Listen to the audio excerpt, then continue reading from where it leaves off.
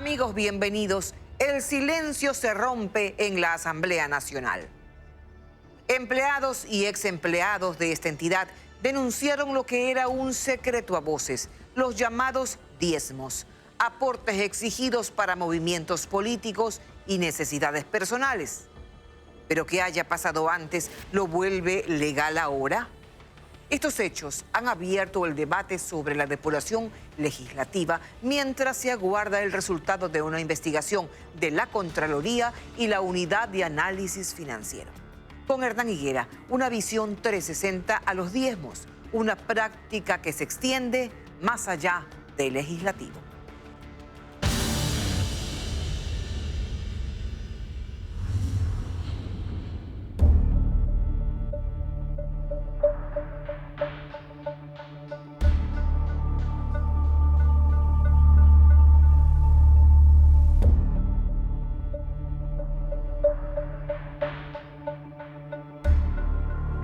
En el recinto donde se debate la ley para sancionar a los corruptos, el ruidoso secreto explotó.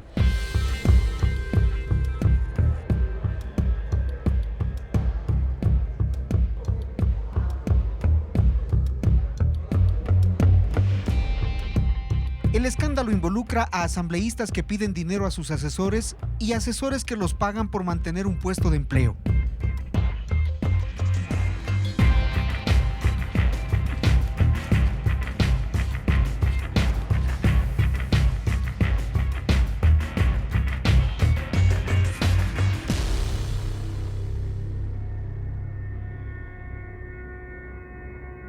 En décadas pasadas, cuando la Asamblea se llamaba Congreso, la irregular práctica de abuso de recursos públicos también llegó hasta la opinión pública. El hombre del maletín, el exceso de trabajadores que nunca asistían, pero cobraban.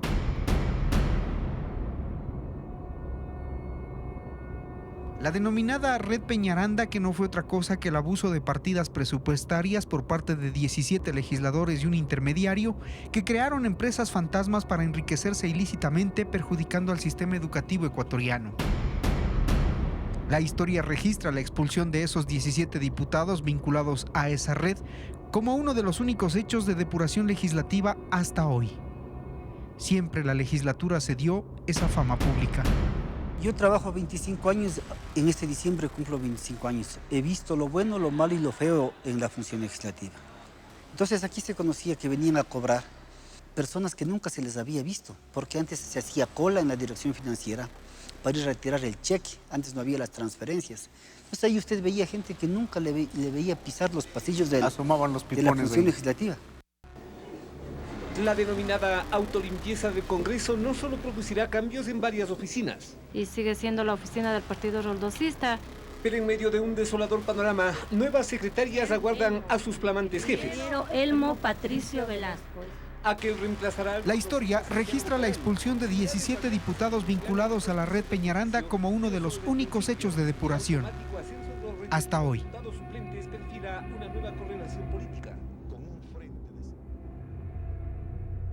Pero el escándalo político y las malas prácticas siguen ahí. Las denuncias muestran irregularidades mejoradas, ejercidas con chantaje y miedo, elementos de un sistema que tiene un solo nombre: poder. La Asamblea actual tiene 1.321 servidores ocasionales que se rigen bajo la Ley Orgánica Legislativa, que permite a cada uno de los 137 asambleístas escoger a sus colaboradores y decidir sobre ellos. El legislador gana $5,000, tiene 2 asesores, un principal y un secundario. El asesor principal debe tener título universitario como requisito primordial para acceder a un sueldo de $3,173. El asesor secundario y los 2 asistentes administrativos deben tener mínimo título de bachiller, y sus sueldos son: asesor nivel 2, $2,679, y cada asistente administrativo $1,394. Sumados los sueldos, cada despacho mensualmente maneja $13,650. Sin embargo, hay solo 38 despachos, 38 asambleístas que no cuentan con asesores que tengan un tercer nivel, sino que se quedan en el nivel de bachilleres. Ese es un cuadro que nosotros hemos sacado justamente para partir de una solución real y de raíz al tema. Para pago de salarios del personal, cada año circulan en la Asamblea un promedio de 48 millones de dólares. Ahora se conoce que un buen porcentaje de ellos iban a las cuentas de algunos asambleístas y sus partidos auspiciantes. Esto no es dable, es decir, si tú tienes un valor que tienes que asignarle a un funcionario, en primer lugar es absolutamente inadecuado, por no decir inmoral e ilegal, pedir una contribución a ese funcionario. Si la gente quiere aportar voluntariamente para su partido, que lo haga voluntariamente.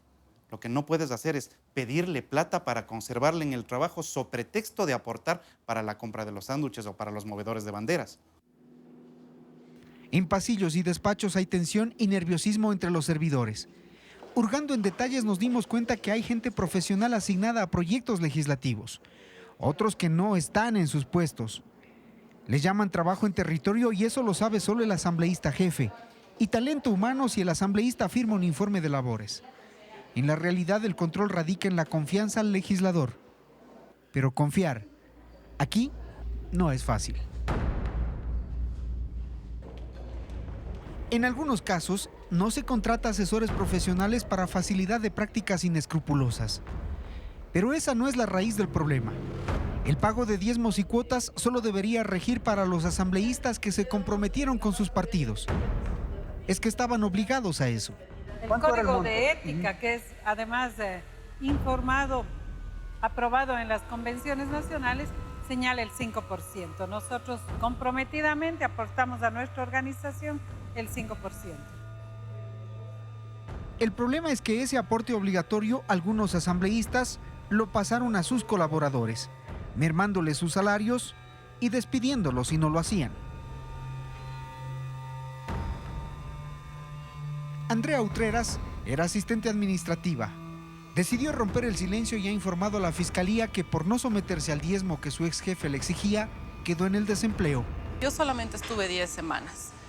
Más o menos a la cuarta semana de estar trabajando ahí, ya para recibir mi primer sueldo, la asistente se acercó y me dijo, mira, tienes que separar esta parte del dinero porque de aquí tiene que salir $400 para pagar la cuota de Alianza País. Entonces eso, lógicamente, me llamó muchísimo la atención. Yo me negué y les dije que no iba a pagar. La aludida es la asambleísta Karina Arteaga, miembro de la Comisión de lo Laboral. Ella defiende su honra, acepta que Utreras estuvo a su mando y que fue despedida por no cumplir las expectativas profesionales. Yo pagaba como se paga, ¿cómo? Realmente. Sí, al partido, al movimiento se paga, se cancela, ellos te dan un recibo y esa es tu evidencia. Pero lo que usted dice es que nunca les cobró a sus empleados. No, yo nunca. Jamás. Jamás. Yo nunca. ¿Cómo probar eso? Y porque ellos no tienen ninguna evidencia que yo le cobre nada. No tienen, porque yo no... O sea, yo le digo, mi trabajo es mi trabajo, ¿sí? Y mi responsabilidad es mi responsabilidad. Aquí está el chat con fecha 21, 27 de junio. Pero Andrea guarda indicios de evidencia para cuando la fiscalía la llame. Chats donde se lee las exigencias de pago con números de cuenta del movimiento político. Cuentas de terceras personas y este video grabado cuando ella exigía el pago de su liquidación, previo a un informe del asambleísta. Ahí otra asistente de la misma oficina ejecuta la demanda de cobro afirmando que ella es la que cobra a todos. Que si no pago... Yo estoy a cargo de eso, Andrea. Y yo tengo que ver aquí por todos, que todos cumplan con eso. No, sí, pero yo quiero decirle que ella me hace. Estás incluida tú. Esa es una tú cosa. Estuviste aquí. Y lo del informe de labores... Bueno, es que no sé, ella no estaba aquí. Ella no ha venido acá. Pues que usted me está diciendo como que si no pago no me va a firmar el informe de labores. Bueno, yo lo que siempre te dije, Andrea, paga. Siempre te dije. La otra vez te dije, paga, igualate. Es que no puedo yo pagar cuotas que nada que ver. Por eso, y de hecho la UNA está pagada y está un problema. Tú le dijiste a ella que ya has depositado. Ella pensaba que estaba en mi cuenta. Aquí me maté buscando en mi cuenta. No hay nada. Yo no tengo nada que temer, mis cuentas están ahí. Yo soy una mujer que he venido poco a poco teniendo mis cosas. Y otro era, por ejemplo, si es que usted estaba en algún evento, en algún tema con la legisladora y ya era hora de almuerzo, entraba a un restaurante, entonces usted tenía que cancelar ese valor. También por el tema, por ejemplo, de movilización. Yo no tengo nada que ocultar ni en mis cuentas, ni en mi vida. Soy una mujer transparente. Toda la vida, y mire que mirándole a los ojos a usted le digo, o sea, toda la vida he sido igual de generosa, porque así somos los manavitas, hospitalarios, abrimos las puertas. Otro ex jefe delatado es el asambleísta Raúl Auquilla, ex social cristiano y ex creo. Quien era su asistente, Elizabeth Guachilema, cayó lo que por años ella aceptó. Decidió acusar. Yo trabajé con él 18 meses. Los 18 meses le venía dando $1,000 mensuales. Y además, yo debía comprar las recetas porque el señor es diabético. Yo retiraba las recetas mes a mes, donde la doctora Patricia Canelos, que es médico de aquí del dispensario de la Asamblea. Y esas recetas yo iba, le compraba, le daba en las manos del ingeniero y me decía, de ahí mismo descontarás, Elizabeth. No, al fin de mes hacemos cuentas. Al contrastar, el legislador asegura que todo era parte de un préstamo, que los descuentos eran favores económicos personales. Sale a los medios a decir que es que yo le obligaba a que le dé $1,000 del sueldo mensual y que me ha hecho otros préstamos. Yo reconozco que me ha hecho otros préstamos, reconozco que me daba $1,000 en calidad de préstamo. Y lo que es más... ¿$1,000 todos los meses, asambleísta? Sí, pero sí, en diferentes formas. Me compraba unas medicinas, alguna otra cosa que necesitaba. No sé si se completaba o no. Una ocasión me pidió que le compre un perfume a la esposa. Un perfume de $150. El Tresor de Lancôme. Y me acuerdo porque lamentablemente son datos que uno no se puede olvidar por la acción cometida, ¿sí? Una sola vez que yo mismo... le quería comprar, ella me dijo que tenía una conocida que traía a Estados Unidos, ya le voy a pagar. Le dije, claro, muchísimas gracias. Cuando le dije cuánto es, Elizabeth me dijo, no, ya hacemos cuentas en el préstamo que le doy. ¿Y por qué usted nunca se negó? Porque necesitaba, porque como todos los funcionarios que ahora estamos saliendo a denunciar, necesitamos del trabajo y lamentablemente, sí es lamentable, aceptar las condiciones de ellos. El nombre de otra asambleísta consta en varios recibos de depósitos bancarios. La razón, pago de cuota de oficina, depósitos de $100, $200 y hasta $500. Los ex colaboradores de esta asambleísta quieren ante la Fiscalía demostrar cómo se hacían también pagos en efectivo en el despacho. Vuelvo a repetir, y para todos, porque todos tienen que aportar.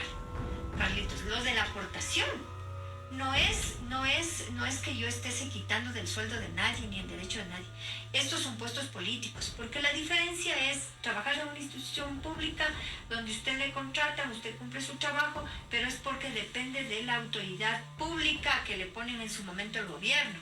No hablemos de una inversión en dinero, sino de un trabajo territorial donde nos toca invertir por no utilizar otra palabra.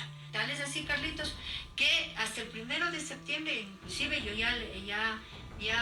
ojalá el Moisés le consiga muy pronto el trabajo, Carlitos, porque la Dali, en la confianza que yo le tengo, ella va a pasar a ser asesor 1 para que ella pueda dar la aportación. O sea, ella saque y el abogado pasa a ser el asesor 2 con el fin de que reciba su sueldo, pague, porque es un pago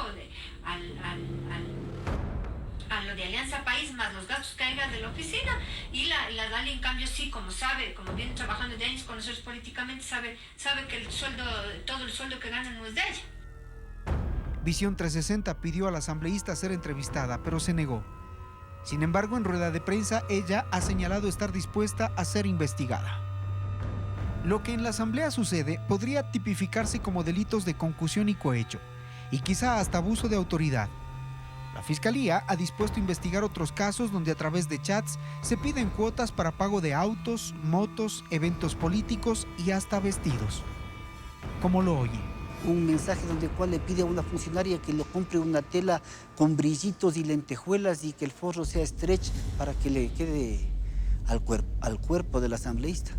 ¿Es eso parte de la compensación por tener un puesto de trabajo? También nos han dicho que recogen de esa contribución voluntaria y pagan la colegiatura del hijo del asambleísta. Entonces, claro, esas cosas no quedan en evidencias. Otras sí, como usted ha visto. Y aún hay empleados que callan. Aún hay quienes llegan a los despachos sabiendo que parte de su trabajo debe ser regalado. Hay quienes ya ordenaron pagar el salario completo al menos por este mes y mientras bajan las aguas, porque son pocos los que pueden exhibir lo que piensan y exigir por lo que saben. Pero habemos quienes no somos parte de este proceso vergonzoso. Hay asambleístas que no son corruptos, que no les piden un centavo partido por la mitad a su equipo de trabajo, ni hay equipo de trabajo, asesores y colaboradores que dan un centavo para mantenerse en el trabajo. Entonces, no hay que meter a todos en el mismo saco o en la misma canasta y hay que sí señalar a quienes laceran esta imagen institucional que es la más importante en el país en términos de fiscalización. Los diezmos o cuotas han cambiado la vida de familias completas. Deudas, juicios, desempleos. Eso es lo que les ha dejado al final a personajes que conoceremos en el siguiente bloque, todo por pactar con políticos a cambio de un trabajo.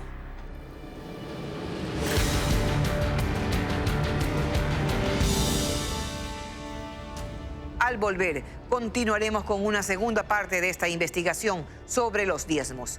Esto es Ecoavisa y su Visión 360, haciendo periodismo comprometido con la verdad.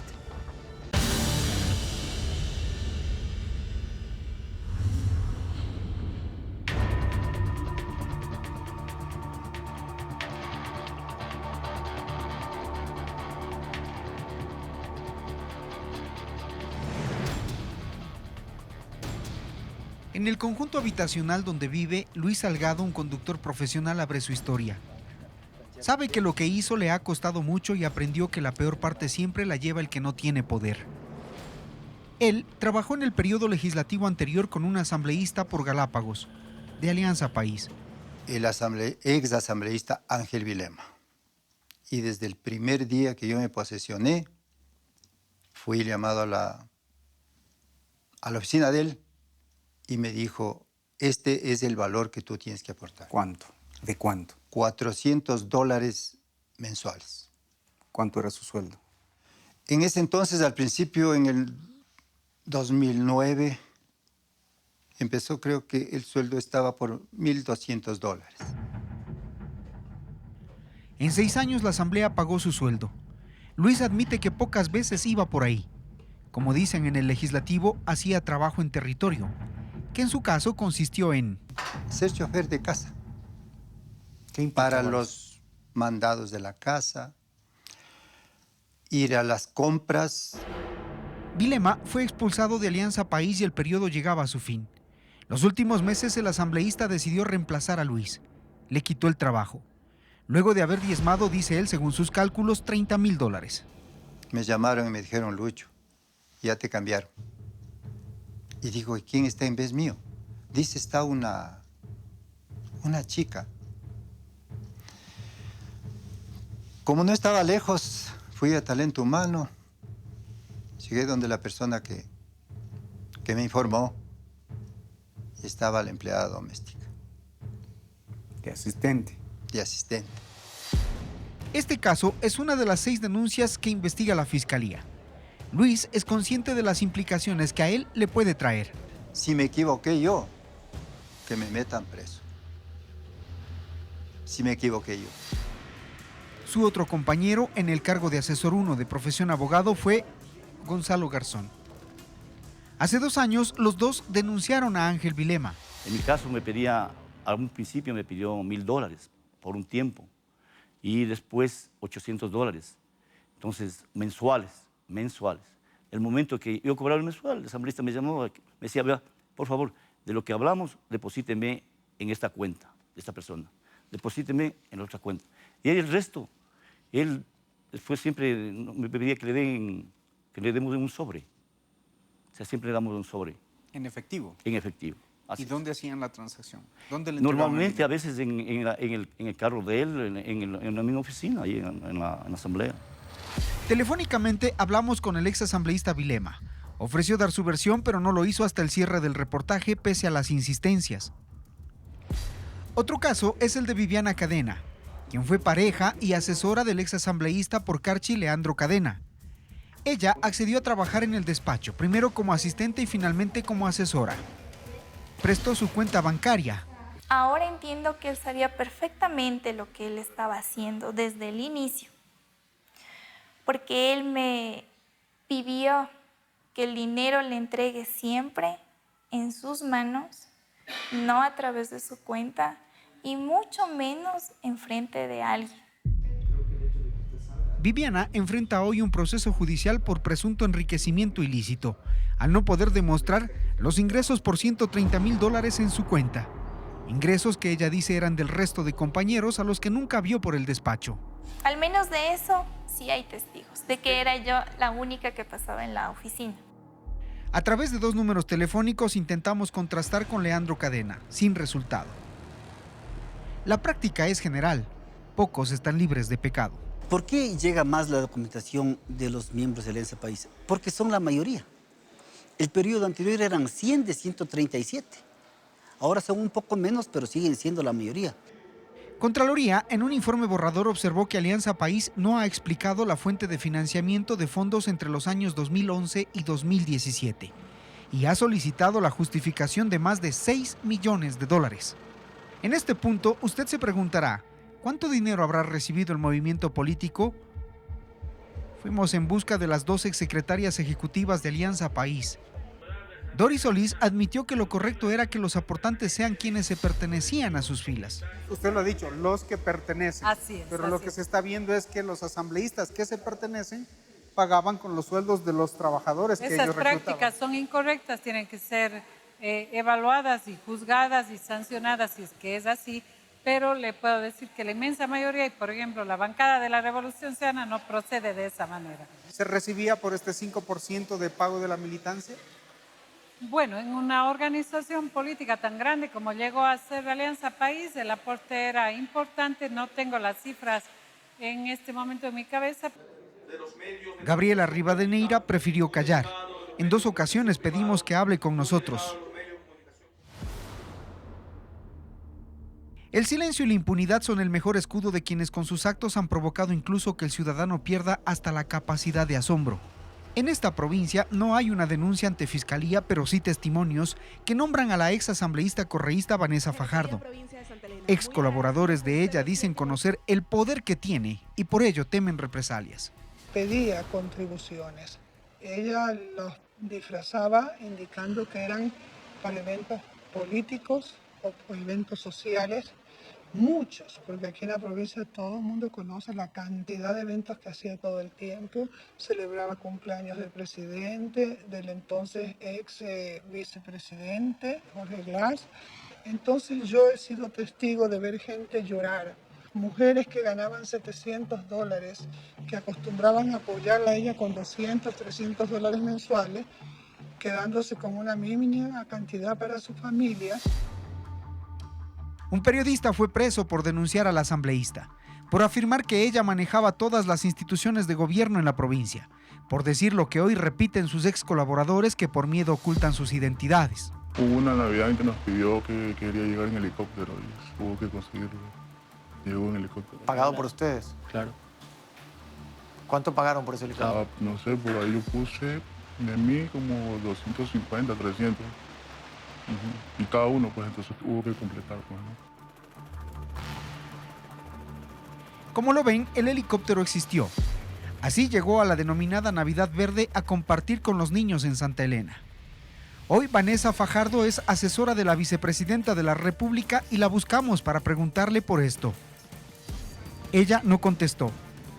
Al portal Más Bacán del periodista Armando Zamora le dijo esto. En ningún momento, este helicóptero le pertenece a una persona de aquí de la provincia, que conoció sobre este programa y manifestó que quería participar, que manifestó que quería participar de este programa. En ningún momento. Siempre nosotros hemos contado con el apoyo de varias empresas privadas que han sido parte de los diferentes proyectos de responsabilidad social. El siguiente diciembre quiso llegar en trineo, no pudimos conseguir.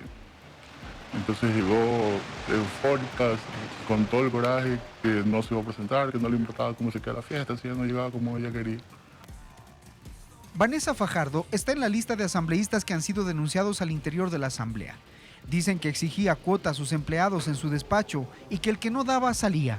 Si usted averigua en el departamento administrativo de la Asamblea y usted pregunta cuántos funcionarios pasaron por su despacho durante los 8 años que trabajó, usted se va a dar cuenta de algo importante. Fueron un montón. No duraban mucho, precisamente porque les exigía, ¿sí?, el aporte. Nosotros, en calidad de ex asambleístas, teníamos 2 asesores y 2 asistentes. No, pero la pregunta va basada en que pasaron por su despacho como ex asesores. Y como usted puede pedir esa información de manera oficial a la Asamblea Nacional para que se la puedan remitir y para que usted pueda verificar esa información. Correcto. Incluso el tiempo que colaboraron conmigo, los nombres y apellidos de cada uno de mis ex colaboradores. De hecho, lo hicimos. El documento oficial es este. 72 personas han pasado por su despacho. Muchos de ellos hace 3 años le reclaman el informe para que la Asamblea los liquide laboralmente. Si bien es cierto, esta práctica del impuesto al trabajo no es de una institución como la Asamblea Nacional exclusivamente, hoy las denuncias se conocen a través de las redes sociales.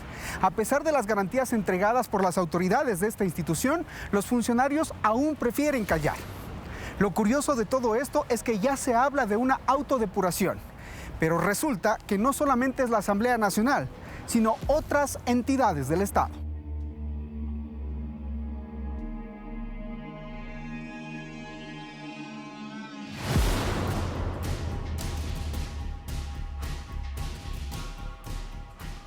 Las instituciones del Estado son como un paciente en situación crítica. Hay que hacerle una cirugía complicada, pero nadie se atreve. El pronóstico no es reservado. Compañeros, me temo muchísimo que es muy probable que por lo menos en el 60 o 70% de instituciones donde pongamos el dedo brote pus. Yo creo que no alcanzaría un gobierno para juzgar todos los actos de corrupción que han habido.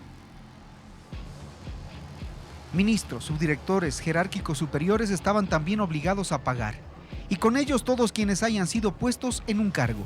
Por temor a represalias, Mónica esconde su rostro. Ella ha trabajado en varios ministerios en niveles jerárquicos. Pagó diezmos por 3 meses y luego se opuso.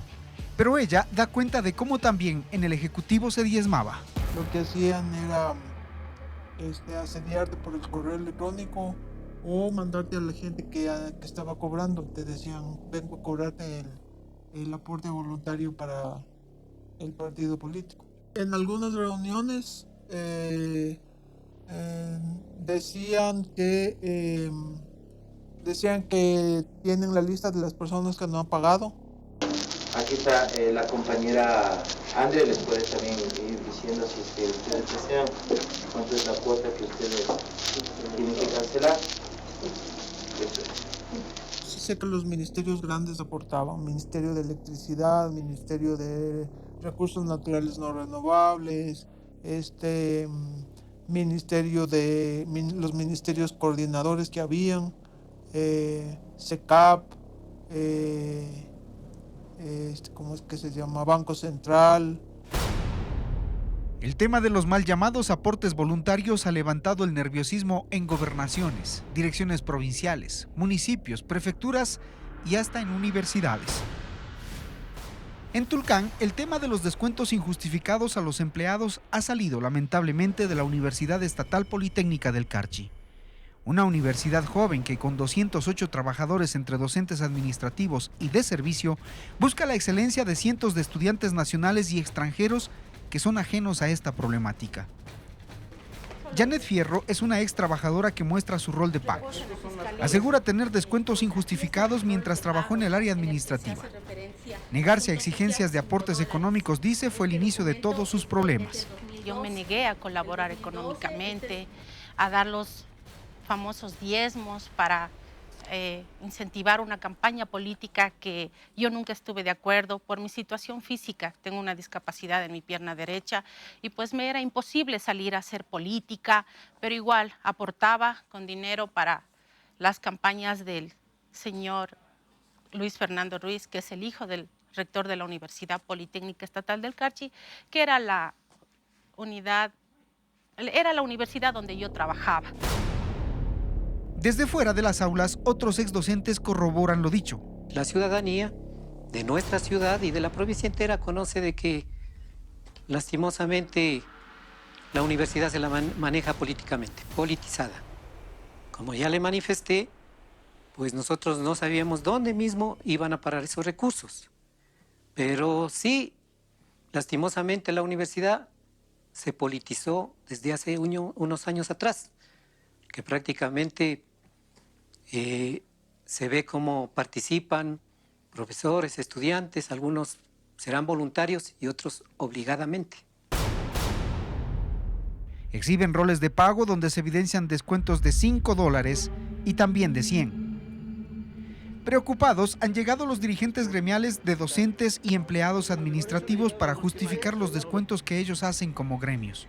Ante las sospechas de los denunciantes de que el dinero se descuentan sin justificación para campañas electorales, el rector salió a responder. Esto tiene un condumio de carácter politiquero que no voy a permitir jamás que se mancille nuestro honor. Le voy a hacer la entrega de toda la documentación y en ningún documento que presente la señorita Janet Fierro encontrará la autorización o la orden de ningún descuento, por más mínimo que éste sea. Quien prefirió no contestar fue Luis Ruiz. Esta vez prefiere mantenerse alejado del tema. Y su padre ha dejado en claro que está presto a una auditoría y una investigación en esta casa de aprendizaje. Los recursos que se obtienen de estas maneras, con las colaboraciones voluntarias, entre comillas, van a un movimiento político en el cual participa uno de sus hijos. Eso es una verdadera infamia. Totalmente falso.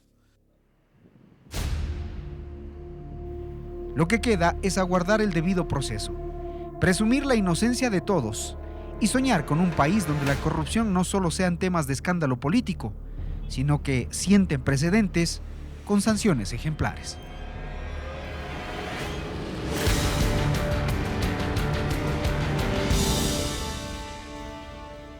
En las últimas semanas, varios escándalos han puesto en evidencia el accionar del sistema judicial ecuatoriano. Casos de corrupción, asesinatos, violaciones y desapariciones se procesan en la Fiscalía en busca de sentencias, pero la justicia no siempre llega. Familiares de víctimas de crímenes no resueltos demandan de las autoridades un trabajo más eficiente. Dicen sentirse engañados por un sistema que los ha dejado en la impunidad.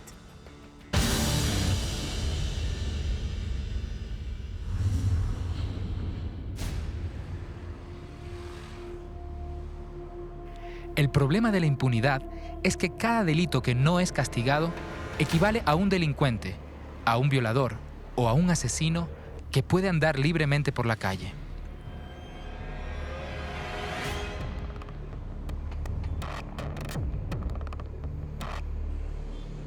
Por otro lado, están las personas que, además de haber sido víctimas de un crimen, tienen que enfrentarse cara a cara con un sistema en el que todo parece funcionar al revés.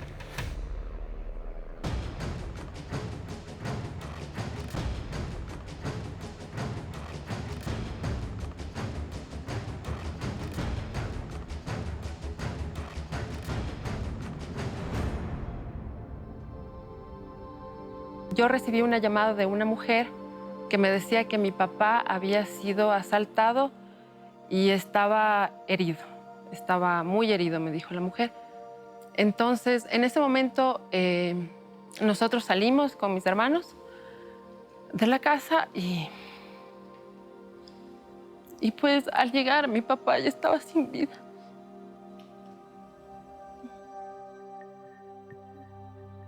El 23 de diciembre de 2011, un día antes de Navidad, el sociólogo Marco Velasco fue asesinado por sacapintas en la ciudad de Quito. Esa misma noche fui yo y puse la denuncia en la policía. La decepción fue brutal, porque no solo que no habían empezado a hacer nada, sino que no había parte policial. No solo que no había un parte policial, sino que yo tuve que sentarme a redactar el parte policial.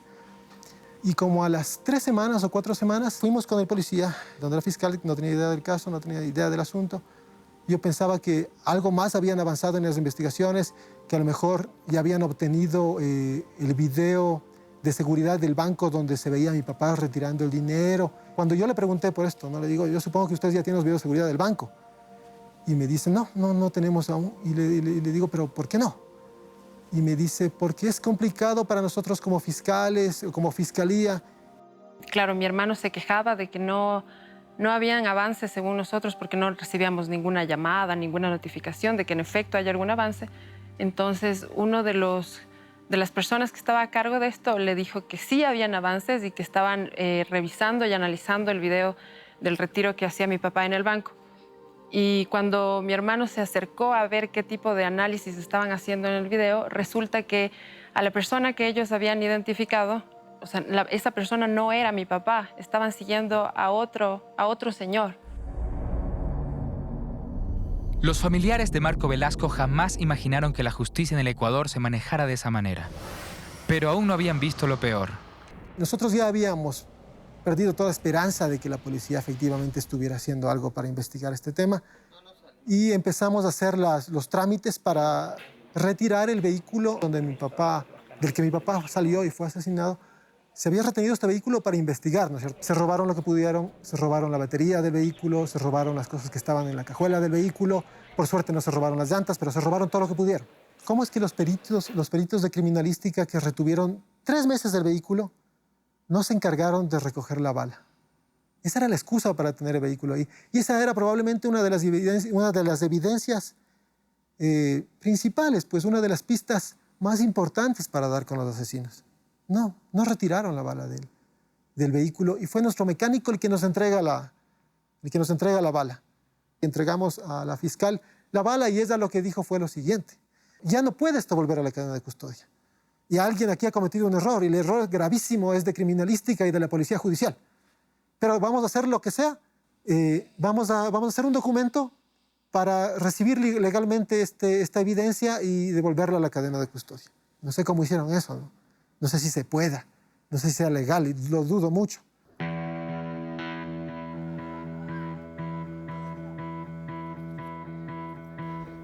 En el 2014, el Ministerio del Interior y la Policía Nacional publicaron cifras que muestran una efectividad del 67% de casos resueltos. Pese a esto, exigir justicia jamás dejó de ser un acto engorroso. La burocracia opera lentamente y con frecuencia se cometen irregularidades.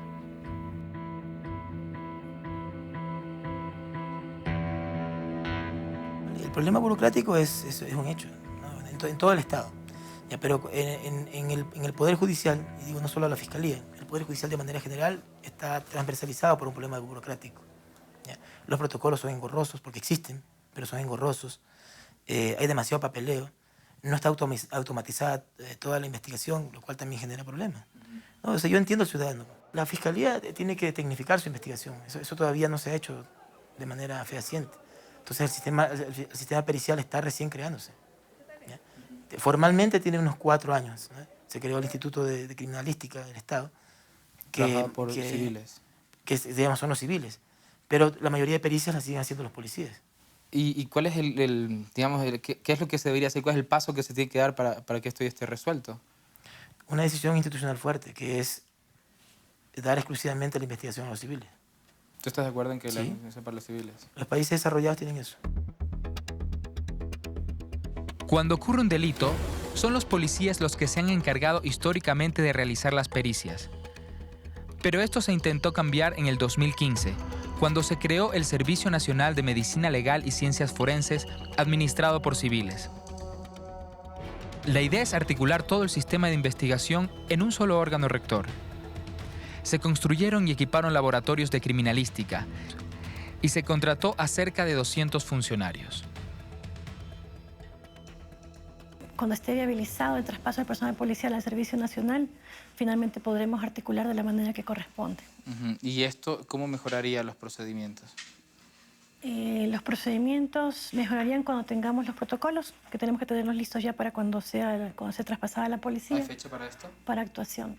Dependemos del Ministerio Rector de la materia. Estamos trabajando en grupos de trabajo justamente para poder viabilizar este traspaso. Todo un proceso técnico que debe ser resguardado por los peritos. Desde el inicio hasta que entrega al fiscal el informe y hasta que sustenta en la audiencia. Realmente es un problema que no tengamos el traspaso efectuado. porque yo no puedo dar fe, no se puede desde el Servicio Nacional impartir directrices, porque no es personal del Servicio Nacional. El traspaso del personal de la policía al Servicio Nacional de Medicina Legal y Ciencias Forenses está establecido, pero aún no existe una fecha para que esto se ejecute. Mientras tanto, los crímenes siguen sucediendo cada día y las víctimas siguen reclamando su derecho a la justicia. La negligencia de los peritos es solo un obstáculo, pero también hay actos que se compran con dinero y favores. Yo he categóricamente afirmado desde mi función como vocal del Consejo de la Judicatura que han quedado estructurados sistemas mafiosos dentro de la función judicial. Sí, sistemas que trafican influencia, sistemas que venden decisiones, sistemas que insertan personal justamente para torcer las cosas. Hemos aprobado en el Pleno la creación de una comisión permanente de investigación de casos de corrupción judicial en el sistema, donde pretendemos no solamente que la gente venga a denunciar, sino que cada vez que nosotros tengamos información relevante sobre el cometimiento de actos de corrupción, lo que usted ejemplificaba hace un momento, por jueces, por fiscales, por defensores públicos, podamos de oficio iniciar investigaciones que permitan no solamente saber que esto ocurrió, sino sobre todo, eso tal vez es lo más importante, lustrar el sistema, sacar a esos malos funcionarios del sistema. Días después de esta entrevista, Juan Pablo Albán renunció a su cargo e hizo duras críticas al sistema de justicia.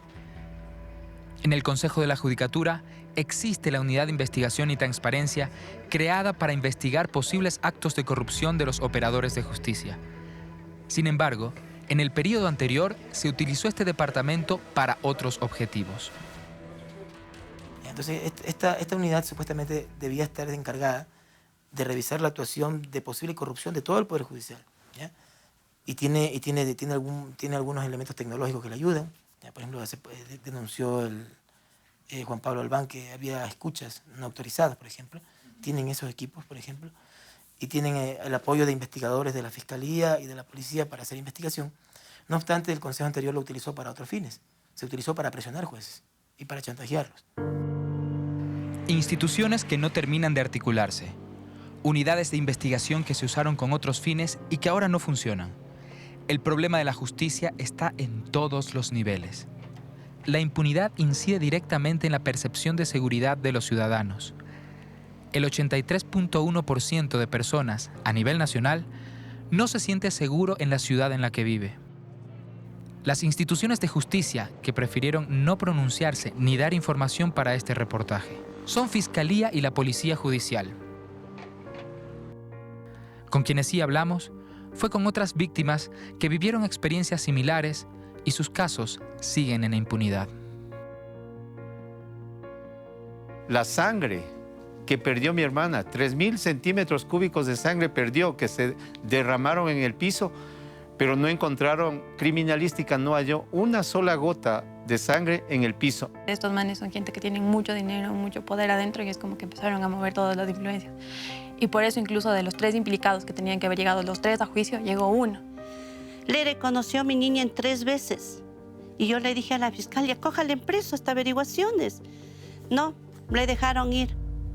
No cumplió la fiscal tampoco. Están libres los 3.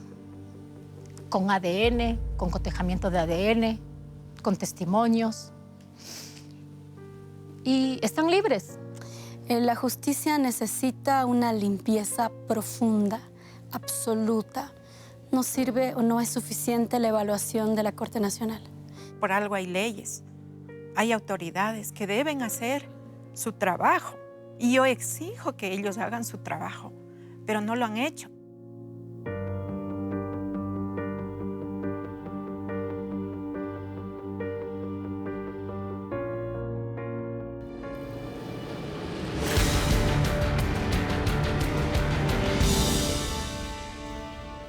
El equipo de Visión 360 continúa en sus labores de investigación y producción para ofrecerles un periodismo de alta calidad. ¿Quieres saber en qué nuevos temas estamos trabajando? Aquí, un adelanto.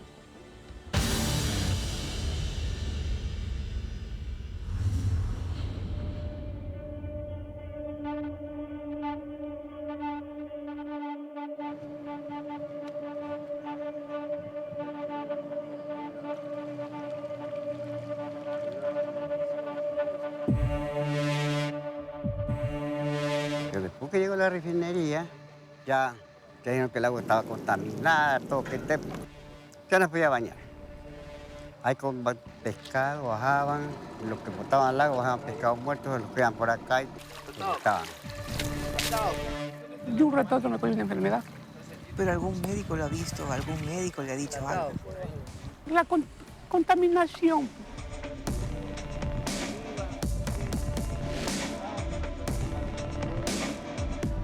Por la contaminación estoy afectado con los pulmones.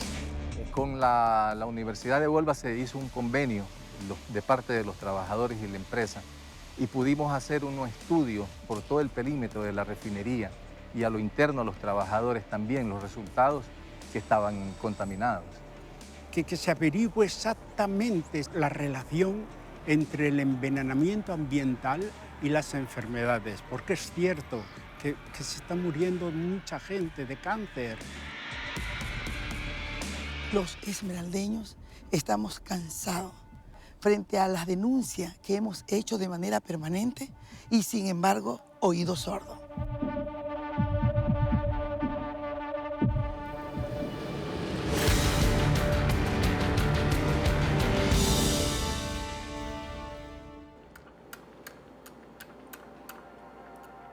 Ese es un perezoso de 2 dedos. Su mamá atropellado y encontraron al bebé encima de ella, aún vivo, la mamá muerta.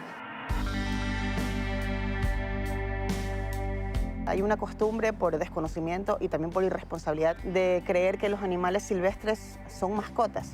Son como perros o gatos, que produce un daño terrible a la naturaleza, al ambiente, porque cuando sacas un animal silvestre de su hábitat, prácticamente lo matas. Hay una depredación hacia la naturaleza como tal. Es el mismo hecho de actividades humanas, el mismo desarrollo urbano, seguimos expandiéndonos horizontalmente. Cuando deberíamos decir, ok, yo voy a proteger la naturaleza porque sé que del cemento no voy a comer. La realidad de la fauna silvestre aquí en Ecuador está muy dejada de lado. El ministerio ha sido muy claro en que no hay recursos para atender a estos animales. ¿De dónde salen los fondos para esto? De mí. Casi todo, yo diría que al momento el 90% ha sido financiado con mis ahorros. Todos estos animales vienen del Ministerio de Ambiente porque usted los rehabilita para devolverlos a la vida silvestre. Sí. ¿Pero el Ministerio de Ambiente no aporta recursos? No. Ellos no tienen presupuesto para esto.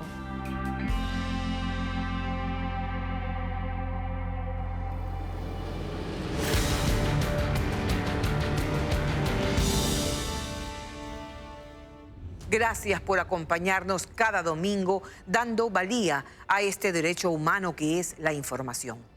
Nuestro oficio es seguir el cauce de los hechos y no dejar de cuestionar para acercarnos lo más posible a la verdad. Visión 360 quiere seguir haciendo periodismo con ética y responsabilidad. Un abrazo. Seguimos adelante.